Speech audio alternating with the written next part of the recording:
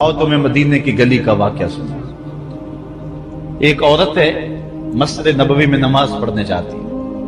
یہ حضرت عمر کے دور خلافت کی کہانی ہے۔ تو ایک نوجوان راستہ روک کے کھڑا ہو جاتا ہے۔ ایک دن اس عورت نے رک کر کے کہا کہ میں کتنے دنوں سے دیکھ رہی ہوں کہ تم میرے راستے میں مزاحم ہوتے ہو، کیا ماجرا ہے؟ اس نے کھل کے بات کی کہ میں تیرا چاہنے والا ہوں اور تجھے حاصل کرنا میری زندگی کی معراج ہے، اور تیرے لیے آسمان سے تارے بھی توڑنے پڑے تو گریز نہیں کروں۔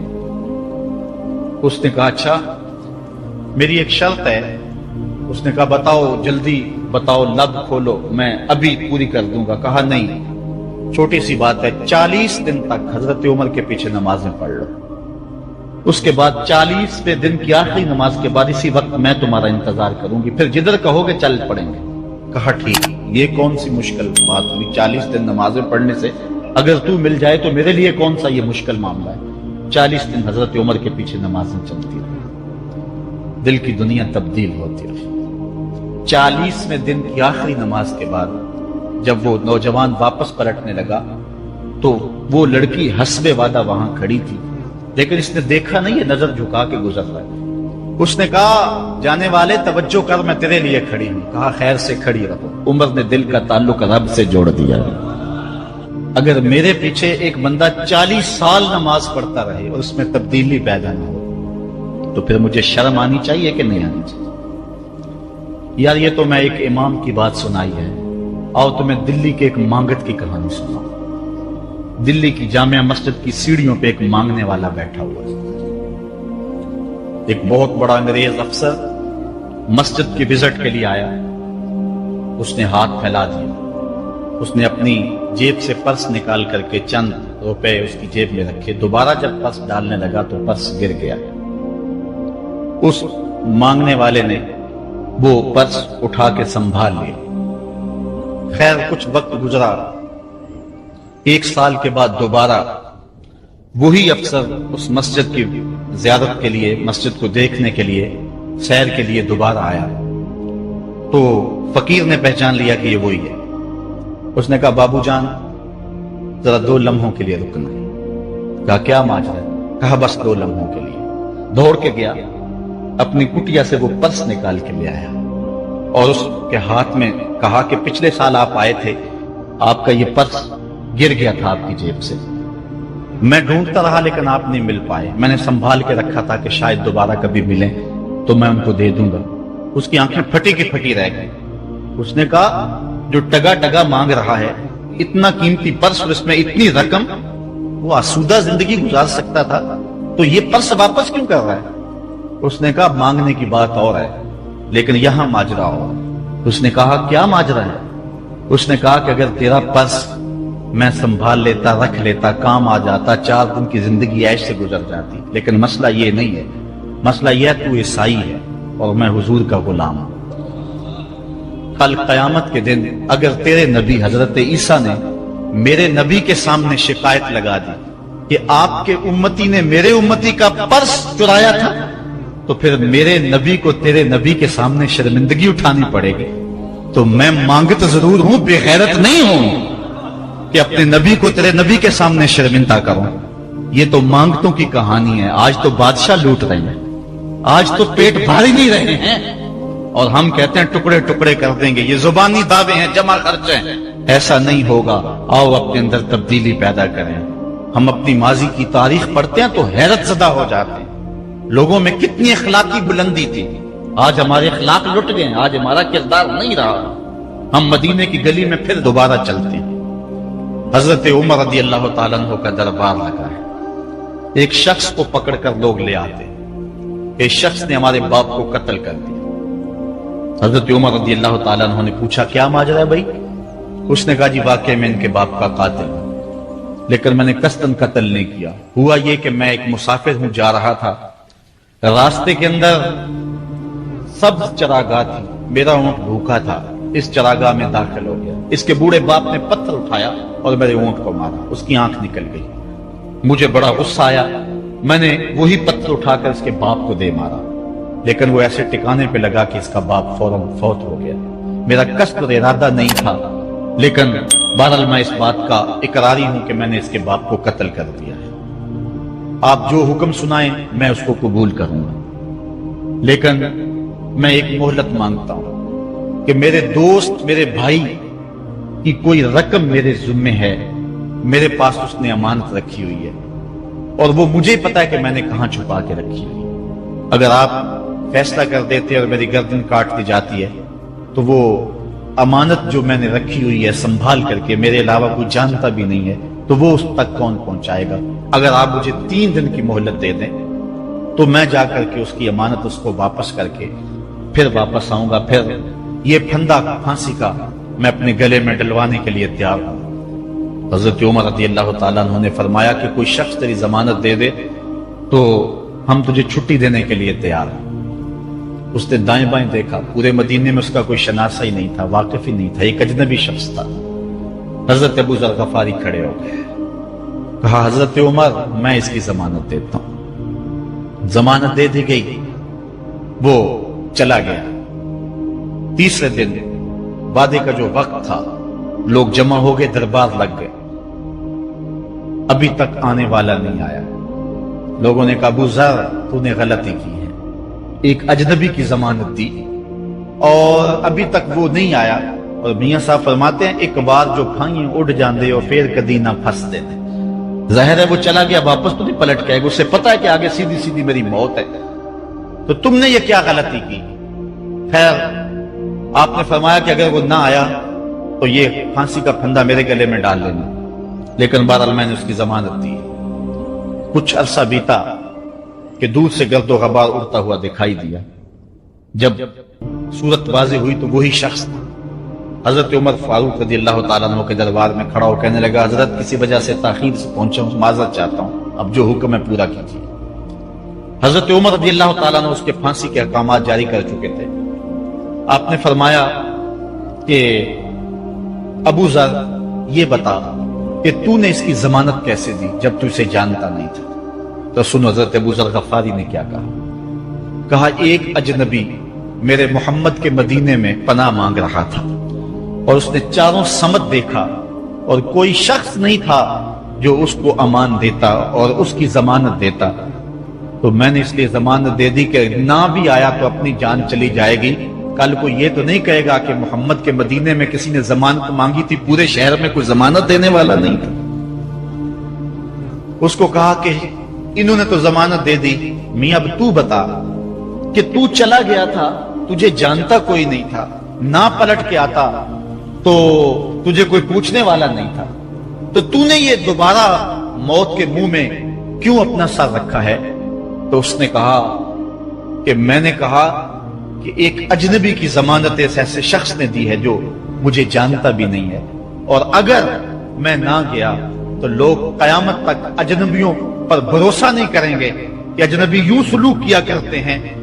تو حضرت عمر رضی اللہ تعالیٰ عنہ اس کے پھانسی کے احکام جاری کیے، تو جن کے باپ کو قتل کیا تھا وہ بیٹے کھڑے ہو گئے، کہنے لگے تاریخ کی کالک ہم اپنے منہ پہ ملیں گے، ہم بھی اپنے باپ کے قاتل کو معاف کر دیتے ہیں۔ یہ ہماری تاریخ ہے، یہ ہماری کہانی ہے، لیکن آج ہم کس جگہ پہ کھڑے ہیں اور کیا ہماری صورتحال ہے؟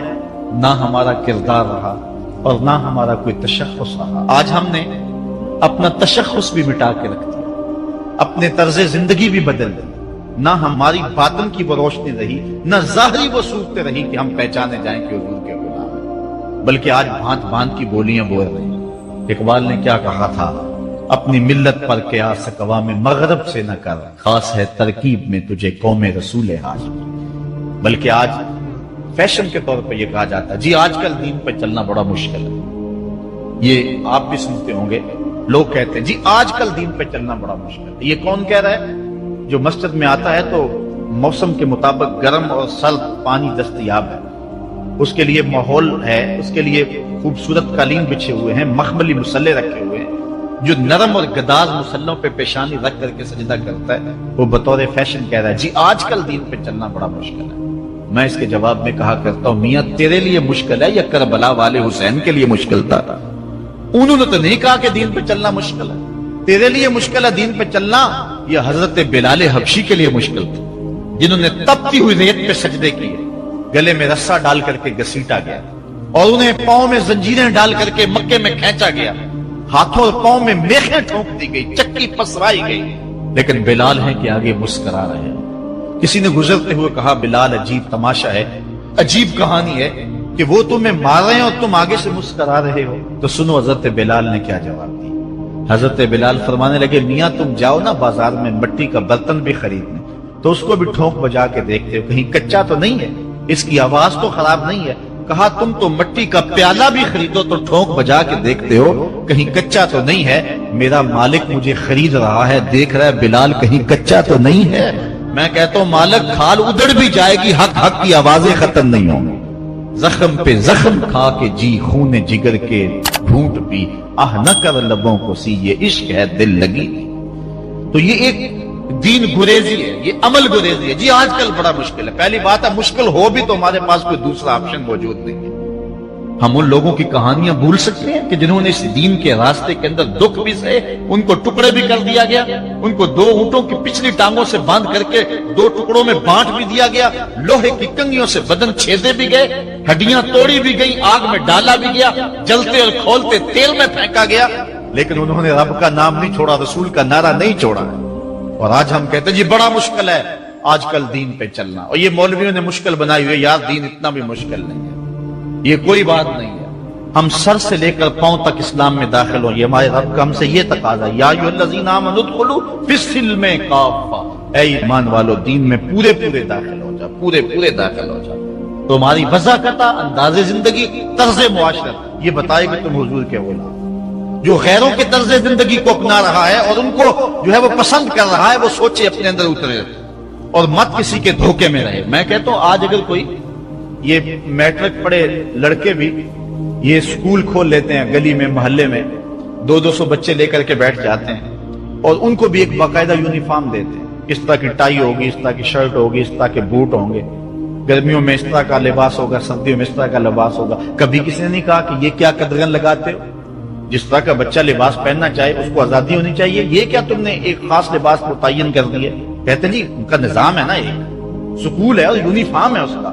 यार एक प्राइमरी स्कूल का भी यूनिफॉर्म होता है, तो क्या मोहम्मद अरबी के दीन का कोई यूनिफॉर्म नहीं है। हुजूर अलैहिस्सलाम की जिंदगी, हुजूर अलैहिस्सलाम के शब रोज और हुजूर अलैहिस्सलाम का अंदाज़े मुआशरत, हुजूर की वज़ाकता, हुजूर का लिबास, ये अपनाओ और यही जिंदगी का हुस्न है। इस्लाम के हवाले से माज़रत खाना रवैया तर्क कर देना चाहिए। और आज हमारे जो है वो मेहराबो मिंबर के जो वारिसान है उन्होंने भी मुसालत कर ली हुई है। ये कोई बात नहीं है। इस्लाम सिर्फ जुबान से इस्लाम कह देने का नाम नहीं है। चुम्मी गोयम मुसलमानम बलरजम के दानम मुश्किलाते ला इलाहा। जब मैं कहता हूं मैं मुसलमान हूं तो कांप जाता हूं, इसलिए कि ला इलाहा इल्लल्लाह के तकाजों को समझता हूं। जब बैत उक़बा सानिया हुई है तो हजरत असद बिन ज़रारा खड़े हो गए। जब सहाबा हुजूर से बैत करने लगे, 70 तादाद थी उनकी, तो हजरत असद बिन ज़रारा खज़रजी खड़े हो गए और उनको कहा कि अंसार, इनसे बैत करने से कबल सोच लो, यूं ही बेतवज्जगी में हाथ ना बढ़ा देना, बेखबरी में यूं ही ऐसे ही हाथ ना बढ़ा देना, पहले सोच लो। बैत करने का मकसद ये है, तुम्हें जो है वो वक्त के जबर के साथ पूरे अरब के साथ टक्कर लेना होगा। जो भी कुफर के निजाम का हिस्सा है तुम उसके साथ टकराव करना होगा, और हत्ता कि तुम्हारी खाल भी उधेड़ दी जाएगी, सख्त तलवारों से तुम्हारे कलेजे चबाए जाएंगे। अगर तुम इसके लिए तैयार हो तो फिर आओ बैत करो।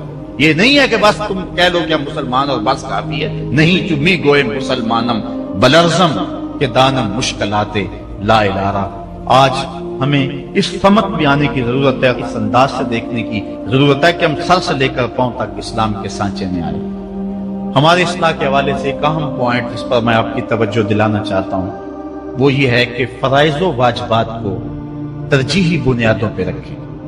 आज बतौर मुस्लिम हमारा जो रवैया हो चुका है, हम मुस्तहब्बात और मुबाहात के पीछे पड़े हुए हैं और उसके मुकाबले में जो सुनन फराइज और वाजिबात हैं उनकी परवाह छोड़ चुके हुए। दीन में कितने उमूर हैं जो सिर्फ मुबाह की हद तक है, कर लो तो ठीक, ना करो तो फिर भी ठीक, और कितने उमूर ऐसे हैं कि जो सिर्फ इस्तेहबाब के जुमरे में आते हैं। लेकिन हम कितनी चीजों को इस अंदाज से गले लगाए हुए हैं कि जिसका फर्ज हो, और इस्लाम के अहम फराइज और इस्लाम की अहम वाजिबात उनको हम तरक किए हुए। सारी रात हम महफिल में जाग लेंगे, فجر کی نماز نہیں پڑھیں گے تو کیا فائدہ ہوگا؟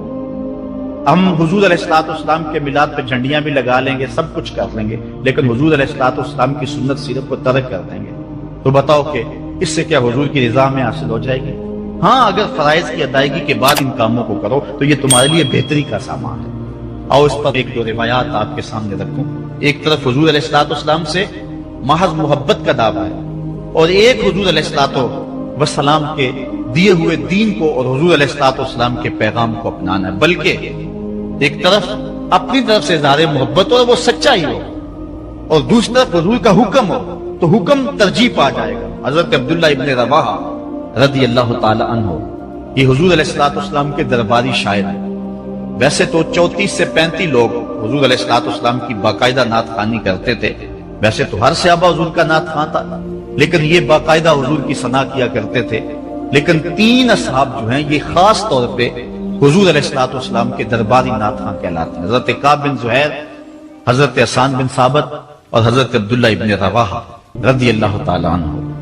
حضرت عبداللہ ابن رواحہ کو حضور نے حکم دیا کہ صبح فجر کی نماز کے بعد ہی تم لوگوں کو لے کر کے فلاں جنگ کے لیے نکل جانا۔ اب یہ بات سمجھ میں یہاں آ رہی ہے کہ حضور علیہ السلام کے نعت خواں صرف نعت خواں ہی نہیں تھے، وہ مجاہد بھی تھے، وہ تلوار بھی اٹھاتے تھے، وہ جنگیں بھی کیا کرتے تھے۔ اور حضرت عبداللہ ابن رواحہ جن کا یہ میں تذکرہ کر رہا ہوں، یہ جنگ موتا کے اندر ان کی شہادت ہوئی ہے۔ یعنی یہ نہیں ہے کہ صرف زبانی دعویٰ اور جو ہے وہ عمل نہیں ہے، حضور علیہ السلام کی حرمت پہ حملہ ہو اور میدان کے اندر کوئی شخص نہ آئے اور اسٹیج کے اوپر جتنے مرضی دعوے کرتا رہے، اس کے دعوے قبول نہیں ہوں گے۔ تو اب حضرت عبداللہ ابن رواحہ رضی اللہ تعالیٰ عنہ کا عمل دیکھیے، نعت خواں بھی ہیں اور مجاہد بھی ہیں۔ حضور نے فرمایا عبداللہ ابن رواحہ ان لوگوں کو لے کر صبح چلے جانا۔ حضرت عبداللہ ابن رواحہ کے پاس تیز رفتار گھوڑا تھا، آپ نے سب لوگوں کو صبح رخصت کر دیا، لیکن خود رک گئے، اس لیے کہ دن تھا جمعے کا۔ سوچا کہ دوبارہ پتہ نہیں حضور سے ملاقات ہو نہ ہو، جنگ پہ جا رہے ہیں، حالات کیا ہوں، اس لیے میں بعد میں تیز رفتار گھوڑے سے ان لوگوں کے ساتھ مل جاؤں گا، رک جاتا ہوں تھوڑی دیر، حضور کے پیچھے جمعہ المبارک کی نماز ادا کر لیتا ہوں، یہ اعزاز بھی مل جائے اور وہ حکم تھا وہ بھی پورا ہو جائے۔ تو حضرت عبداللہ ابن رواحہ رضی اللہ تعالی عنہ نے نماز جمعہ ادا کی۔ حضور علیہ السلام نے فرمایا، اے عبداللہ بن رواحہ، میں نے تو تمہیں حکم دیا تھا کہ صبح تم چلے جانا، لیکن تم یہاں موجود ہو۔ عرض کی حضور میں نے یہ عزم کیا ہے کہ میں ان کے ساتھ شامل ہو جاؤں گا، لیکن رکا اس لیے ہوں تاکہ آپ کے ساتھ جمعہ المبارک پڑھنے کی سعادت حاصل کر لوں۔ اب یہ سعادت چھوٹی نہیں تھی، حضور علیہ السلام کی اقتداء میں نماز، اور وہ بھی نماز جمعہ، کتنی بڑی سعادت ہے۔ لیکن حضور نے کیا فرمایا سنیے، اور اس مختصر سی بات سے بہت کچھ سمجھیے۔ حضور نے فرمایا، لو انفقت ما فی الارض جمیعا ما ادرکت فضل غدوتہم۔ اے ابن رواحہ، اگر تو زکات اس کے ضمن میں اگر جو ہے وہ محبت کے مظاہر بھی سامنے آ جائیں تو اس میں کوئی قباحت نہیں ہے۔ اور اس پر روایت حضرت عبداللہ بن قراد رضی اللہ تعالی عنہ سے، اور یہ صحیح بخاری میں موجود ہے، کہ آقا کریم علیہ السلام نے وضو فرمایا، اور وضو کا پانی زمین پر صحابہ گرنے نہیں دیتے، اپنے منہ پہ اور اپنے چہروں پہ مل لیتے ہیں۔ تو آقا کریم علیہ السلام نے فرمایا، ما یحملکم علی ھذا، صحابہ تمہیں اس بات پر کس شے نے ابھارا ہے؟ میرے وضو کے پانی کو جو تم زمین پر نہیں گرنے دیتے، اس کا سبب کیا ہے؟ تو حضرت عبد الرحمن بن قراد کہتے ہیں کہ صحابہ نے کہا، قالوا حب اللہ ورسولہ، اللہ اور اس کے رسول کے پیار نے ہمیں اس بات پہ ابھارا ہے۔ تو حضور علیہ السلام نے جو ارشاد فرمایا، اس عمل سے نفی نہیں کی، لیکن ساتھ حضور نے فرمایا، جو چاہتا ہے اللہ اور اس کا رسول اس سے پیار کرے، اور وہ اللہ اور اس کے رسول سے پیار کرے، اسے 3 چیزوں کا خیال رکھنا چاہیے۔ ایک، جب بھی بولے سچ بولے، اور جب بھی اس کے پاس کوئی امانت رکھے تو امانت کو ادا کرے، اور اپنے ہمسایوں کے ساتھ حسن سلوک کرے۔ یعنی اگر وہ اس مظاہرہ محبت میں شامل ہو گیا اور حضور کے وضو کا پانی اس کے ہاتھ سے مس ہو گیا اور اس نے برکت سے اپنے منہ کے ساتھ مل لیا ہے، تو اس کا یہ مطلب نہیں ہے کہ جو باقی اعمال ہیں ان سے ان کو چھٹی مل گئی۔ یہ مفہوم ہے اس حدیث کا۔ اگر کوئی بندہ محفل میلاد منعقد کر لیتا ہے، دیگر امور مستحبات کی ادا کرتا ہے، تو اس کا یہ مطلب نہیں ہے کہ اب نماز نہ پڑھے اس کو کوئی پرواہ نہیں ہے، وہ بخشا گیا ہے، جس طرح کہ آج کل ہمارے ثنا خان جو ہے تاثر دیتے ہیں کہ جو محفل میلاد میں آ گیا وہ بخشا گیا۔ اللہ تعالیٰ چاہے اس کے لیے کوئی مشکل نہیں ہے، لیکن جو دین ہے اس دین کو ہلکا کرنے والی بات ہے۔ بلکہ آج کل تو ممبر و محراب پر جنت و دوزخ کا مذاق اڑایا جا رہا ہے۔ ایک بندہ کہہ رہا ہے کہ ہوئے تو کیڑی جنت دا کرنا ہے تذکرہ۔ میں نے کہا میاں اسی جنت کا جس جنت کے لیے حضور لمبے لمبے ہاتھ اٹھا کے دعا مانگا کرتے تھے، اور فرماتے جب اللہ سے مانگو تو جنت الفردوس مانگو۔ اور ایک بولا کہ مجھے دیکھ کر جہنم کو بھی آئے پسینہ۔ ہمارے استاد فرمایا کرتے تھے بیٹے تیرے منہ میں آج طوطی بولتا ہے جو مرضی کہہ لے، یہ تو کل قیامت کے دن پتا چلے گا کہ پسینہ کس کو آتا ہے، تجھے آتا ہے یا جہنم کو آتا ہے۔ ایک بولا کہ قبر دا خوف دے دے کے لوکی مینو ڈرانے نے۔ لوگ کون ہے ڈرانے والے؟ تبشیر اور تنذیر یہ نبی کا منصب ہے، نبی کی شان ہے، مبشر اور نذیر یہ نبی کی شانیں ہیں۔ حضور نے ڈرایا بھی ہے، حضور نے بشارت بھی دی ہے، لیکن اس بات کا منبر پہ بیٹھ کر کے تمسخر اڑایا جا رہا ہے اور لوگوں کو بے عملی کی طرف لے جایا جا رہا ہے۔ اس لیے آپ اس بات پہ غور کریں، اس بات پہ توجہ کریں۔ قیامت کے دن یہ لوگ کام نہیں آئیں گے، یہ پلہ چھڑا جائیں گے اور کہیں گے کہ جو ہے وہ ہم نے ان کو نہیں کہا تھا، بلکہ جو بت جن کو لوگ پوچھتے ہیں اور جن لوگوں کی لوگ پرستش کرتے ہیں وہ بھی کل قیامت کے دن کہیں گے کہ ان کو عقل نہیں تھی، ان کو سمجھ نہیں تھی، تو وہ عذر مقبول نہیں ہوگا کہ ہم ان کے کہنے پہ جو ہے وہ پوجا شروع کی۔ اس لیے اگر کوئی شخص تمہیں عمل سے بے رغبت کرنا چاہتا ہے اور تبشیر و تنذیر کو تمہاری نظر میں ہلکا کر دینا چاہتا ہے اور تم اس کے اس انداز سے عبادت کو ہلکا سمجھنے لگ جاتے ہو تو کل قیامت کے دن کوئی عذر مسموع نہیں ہوگا۔ اللہ نے انسان کا خسارہ کیا ہے؟ کہا قسم محبوب تیرے زمانے کی کہ بے شک انسان خسارے میں۔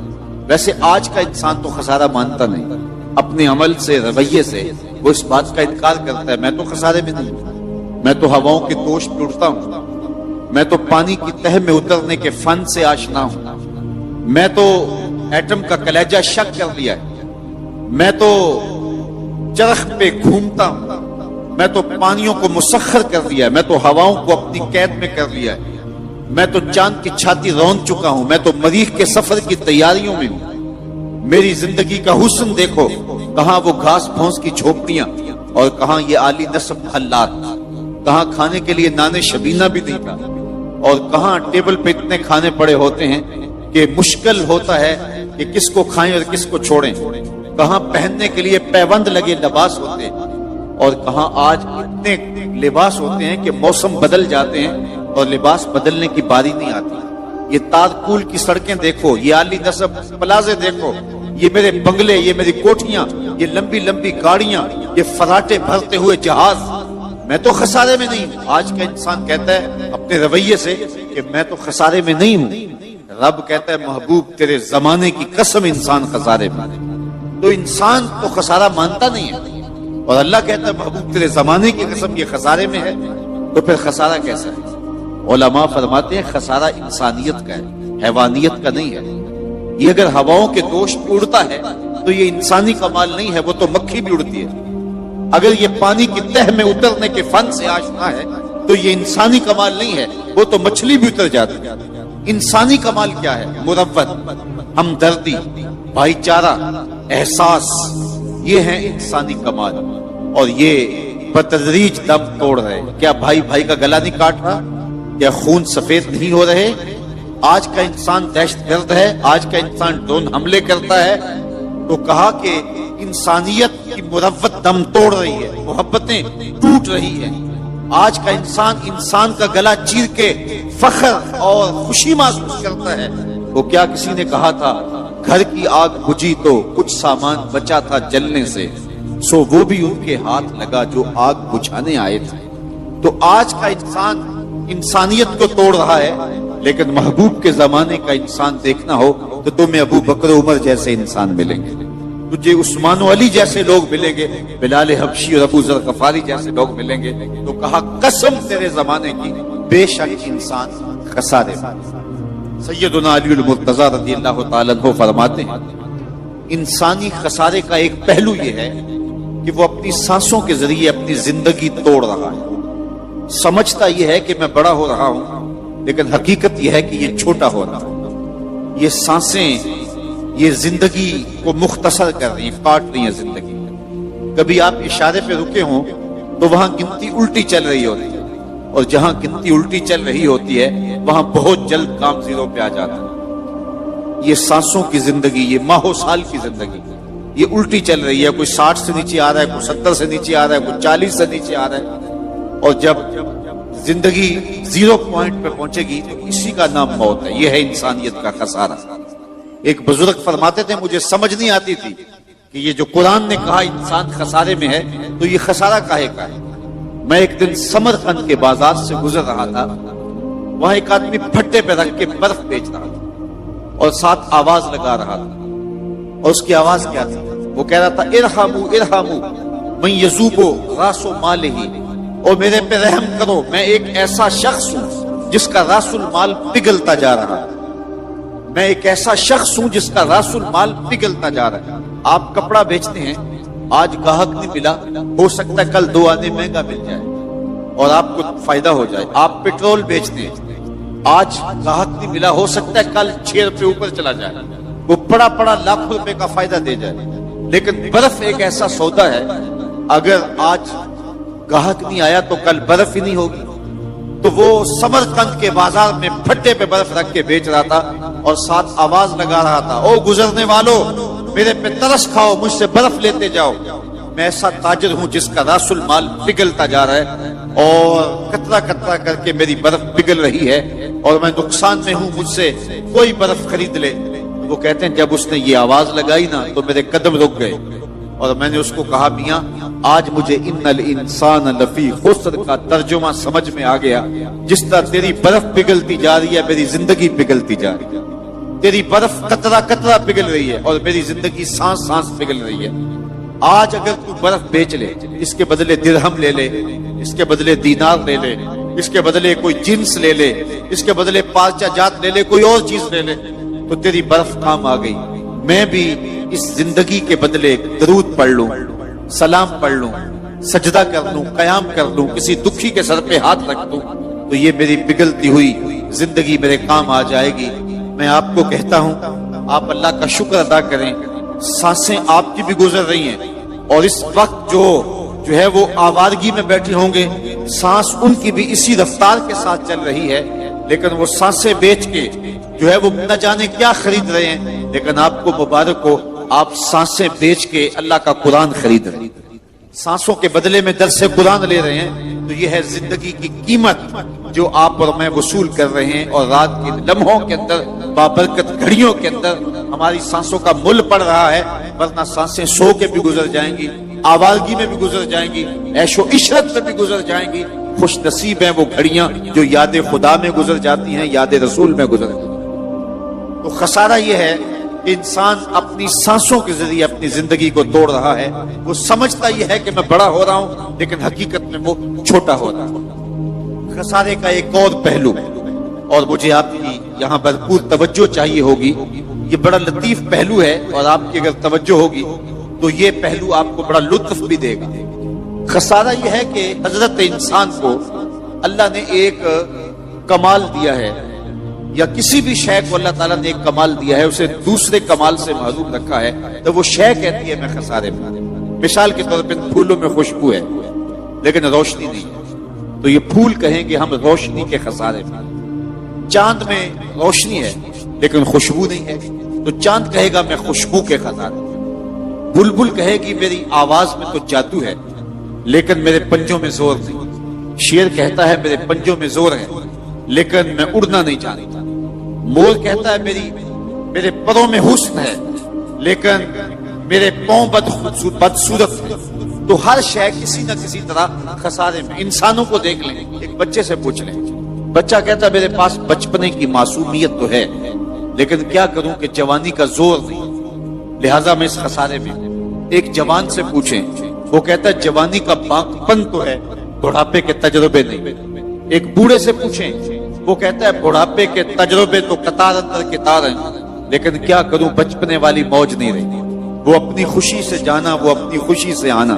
اقبال کہتا ہے جنبش زنجیر در سے لطف آتا تھا مجھے، کوئی کنڈی بھی ہلا دیتا تھا تو اس سے بھی مزہ لے لیتے تھے۔